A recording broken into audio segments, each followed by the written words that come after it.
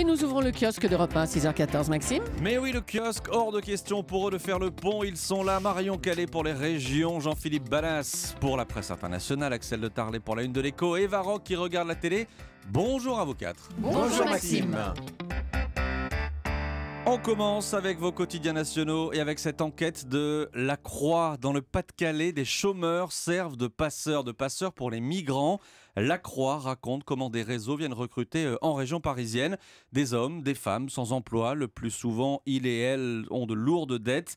Et moyennant quelques centaines, quelques milliers d'euros, ces chômeurs vont donc récupérer en voiture dans la région de Calais des migrants qu'ils sont chargés d'emmener en Angleterre. Ils et elles sont de plus en plus nombreux à se retrouver face à la justice française. Je vous signale aussi ce matin cette alerte dans le Parisien, alerte au Purple Drunk. Est-ce que vous connaissez ça? Non. C'est un cocktail à base de sirop contre la toux, d'anti-allergiques, un cocktail de médicaments vendus sans ordonnance et que certains ados boivent pour planer. La mode, si on peut appeler ça comme ça, existe aux États-Unis depuis des années, mais là, ce sont donc les pharmaciens français qui s'en inquiètent. Plusieurs cas d'hospitalisation ont été recensés l'an dernier. Et puis une dernière petite chose, le film Une nuit au musée, ça vous dit quelque chose? Oui, avec Ben Stiller. Exactement, avec Ben Stiller. C'est exactement ce que viennent de vivre des élèves du lycée français de Madrid. C'est Mon Quotidien, le journal des 10-14 ans qui raconte ça. Ces élèves ont eu le droit de passer une nuit entière enfermés dans le musée de sciences naturelles de la capitale espagnole. Tout le monde avait amené son sac de couchage, la nuit entière, hein, vraiment. Moi, j'aurais adoré faire ça. C'est top. Ben, vous savez quoi? Ce week-end, c'est la nuit au musée. Vous faites quoi demain soir? La nuit européenne des musées. Sac de couchage pour tout le monde et on y va. allez. Voilà. Allez-y. À la une des régions, Marion Calais, quelles sont les unes les plus marquantes dans la presse quotidienne régionale ce matin? D'abord, le sort de ces agents de la région Pays de la Loire au Burundi à la une de Presse Océan. Le conseil régional avait ouvert un bureau à Bujumbura, actuellement en proie à des troubles. La directrice, sa famille et 2 volontaires attendent de quitter le pays. Après la tornade, l'heure des comptes, c'est à la une de Vosges Matin qui recense des millions d'euros de dégâts. À Gerbépal, une vingtaine de maisons touchées, des véhicules endommagés et la forêt ravagée. Et puis pour votre week-end, au-delà de la nuit des musées, le Télégramme nous donne également rendez-vous dans le golfe du Morbihan qui sera le théâtre demain d'un spectacle somptueux, la grande parade de la semaine du golfe à laquelle participeront plus d'1 millier de bateaux, d'où ce très joli 2 mâts à la une du quotidien breton. Oui, mais est-ce qu'ils flottent aussi la nuit les bateaux? C'est pas sûr. L'histoire du jour, c'est presque un remake des Oiseaux d'Alfred Hitchcock et c'est aujourd'hui en France qu'il raconte cette histoire. Avec un témoignage qui vous rappelle immédiatement les scènes du film les plus angoissantes. Il y a quelques jours, en début de semaine, Dominique va faire son footing à la sortie de son village de Chamoux-sur-Gelon en Savoie. Et là, sur le sol, il voit une ombre s'approcher par derrière, celle d'un rapace qui le percute, lui griffe le crâne avec ses pattes.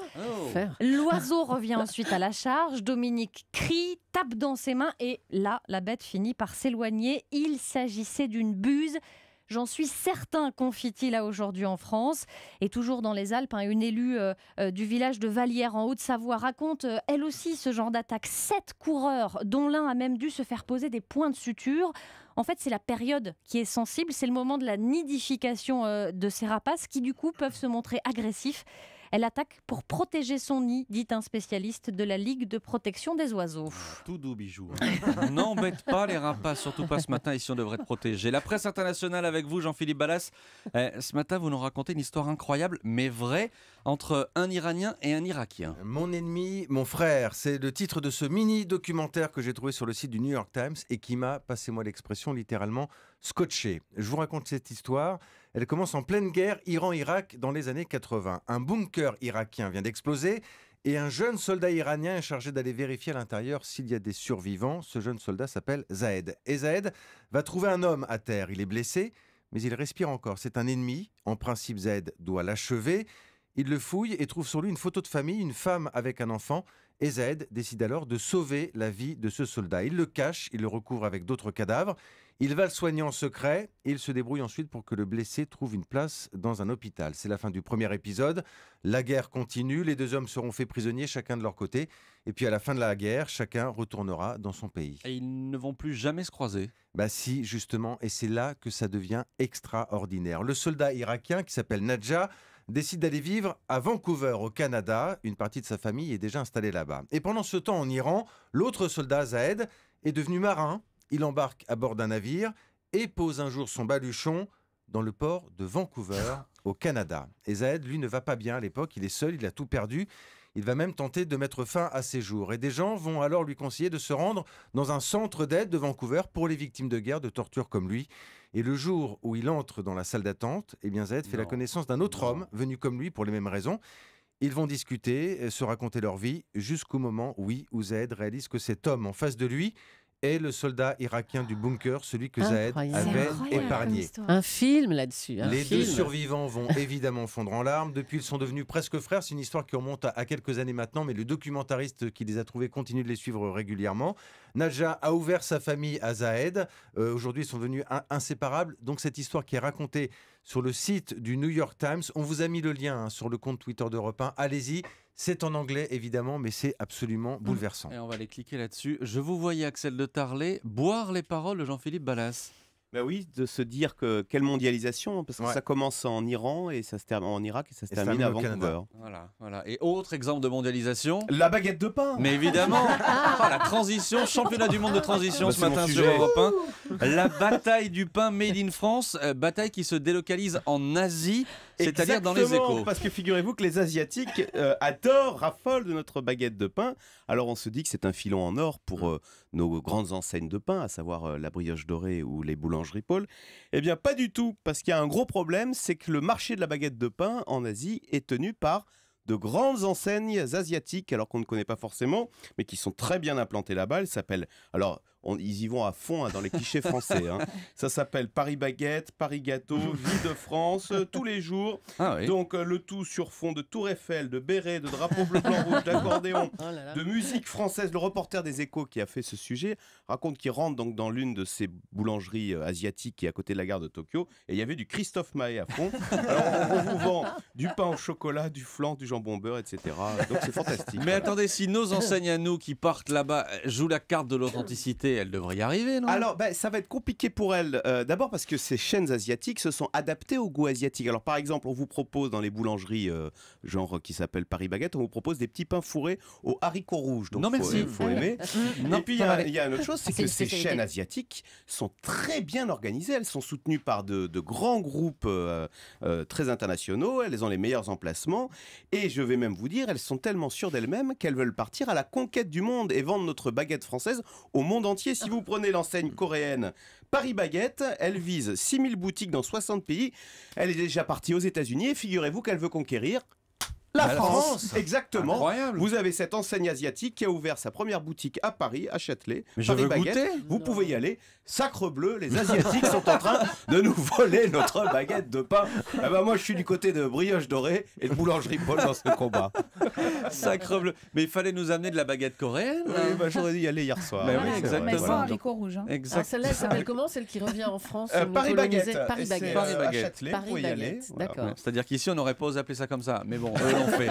Merci Axel de Tarlet. À la télé ce soir, Eva Rock. Alors ce soir, non. En fait, c'est plutôt demain. Oui, c'est demain. On a rendez-vous avec Gad Elmaleh sur TF1 demain soir. Et oui, parce qu'il y a 20 ans apparaissait pendant un spectacle d'Eli Kakou, un jeune assistant. Et figurez-vous que quelques mois plus tard, le garçon en question faisait ses premiers sketchs sur Radio Shalom avant d'intégrer la bande d'Arthur. Et c'était sur Europe 2 à l'époque. C'était les débuts de Gad Elmaleh en fait. Alors, depuis, il est devenu l'un des humoristes préférés des Français. Et demain soir, il va s'offrir le Palais des Sports avec une soirée spéciale sur TF1. Donc un spectacle avec des invités exceptionnels comme Johnny Hallyday. En direct? En direct. Non, pardon, ça a été enregistré. Ah. Non, c'était pas en direct. Et un documentaire sur sa vie, son œuvre qui suivra le spectacle en question. Alors évidemment, pour lui, c'est l'occasion de se glisser dans les personnages qui ont fait sa carrière, comme Chouchou, Marion, exactement, le travesti de la place de Clichy, qui désormais a quand même un avis sur François Hollande. Et avec les nanas, qu'est-ce qu'il fait? C'est quoi? C'est pas ça, c'est pas ma nana, c'est là, c'est ma nana, c'est là, j'ai pas couché, c'est là, ça. Hamar, tu m'énerves. C'est quoi? L'autre qui écrit un livre. Si moi j'avais dû écrire un livre à chaque fois que j'avais tapé un politique, il y aurait une bibliothèque à mon nom. Donc ça, c'est vraiment un extrait que vous verrez demain soir. Alors dans la galerie des personnages incontournables, moi j'ai quand même une affection pour un être parfait. Le blond. Ben oui, le blond, qui a une façon assez particulière de s'adresser à ses enfants avant de prendre l'avion. Eh dis donc, Pichounou, Louloute, hop hop hop. Eh dis donc, il est où ton sac? Il est où ton sac, Bob l'éponge? J'entends pas. Il est où ton sac? Papa te demande, il est où ton sac? Tu sais pas, tu le cherches, tu le trouves, tu me suis. Allez, papa, on n'a pas le temps. Hop, hop, hop, hop. Pendant que toi, t'es de l'autre côté avec ton fils. C'est autre chose. Hein. Le sac. T'as donné un sac ou il t'a pas donné de sac? Il va me rendre fou, ce gosse là, il va partir. Tu vas rester ici toute la nuit, peut-être des loups, ils vont venir, ils vont te manger, voilà. Bon voilà, c'est un extrait de Gad Elmaleh, vous imaginez bien. Il a quand même la capacité d'observer tous nos gestes, toutes nos manies, surtout l'art d'improviser, et alors une gestion à se mouvoir sur scène qui est assez incroyable. Certains sont fans, d'autres n'aiment pas, ce que je peux comprendre. Pour TF1, il vaudrait mieux que les téléspectateurs aiment bien quand même, parce que la programmation est stratégique pour la chaîne. Depuis qu'il n'y a plus The Voice le samedi soir, il faut qu'ils trouvent des programmes assez forts, voilà, pour amener du monde. Alors pour finir, je vais vous faire un aveu, je l'ai vu ce spectacle en l'occurrence, et j'ai été sidérée par l'engouement au moment de ce passage. Un petit oiseau, si tu n'as pas d'aile. Ah, tu peux pas voler. Nouvelle version. Tu peux pas voler.